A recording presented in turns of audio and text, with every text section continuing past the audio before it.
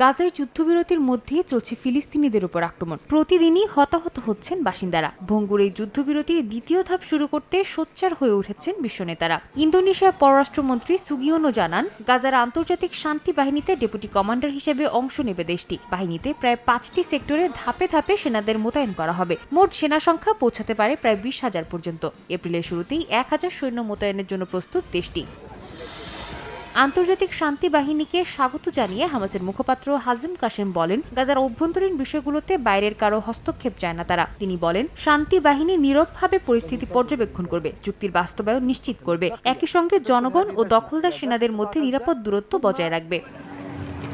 ফিলিস্তিনি কর্তৃপক্ষ গাজা সংক্রান্ত সমন্বয়ের জন্য একটি কার্যালয় স্থাপন করেছে, যার নেতৃত্বে আছেন প্রধানমন্ত্রী মোহাম্মদ মুস্তাফা। উপরাষ্ট্রপতি হোসেন আল শেখ বলেন, অফিসটি এখনও সম্পূর্ণভাবে কার্যক্রম শুরু করার জন্য প্রস্তুত। এটি মার্কিন প্রেসিডেন্ট ডোনাল্ড ট্রাম্পের 20 দফা শান্তি পরিকল্পনা ও জাতিসংঘের নিরাপত্তা পরিষদ রেজলিউশন 2803 অনুযায়ী সমন্বয়ের আনুষ্ঠানিক মাধ্যম হিসেবে কাজ করবে। এই কার্যালয়ে গাজাবাসীর দুর্ভোগ কমাতে এবং প্রশাসনিক ও নিরাপত্তা সেবা দেবে বলেও জানান তিনি। পাশাপাশি এটি পশ্চিম তীর ও গাজার মধ্যে আইনি ও নিরাপত্তা দ্বন্দ্ব এড়াতে সাহায্য করবে।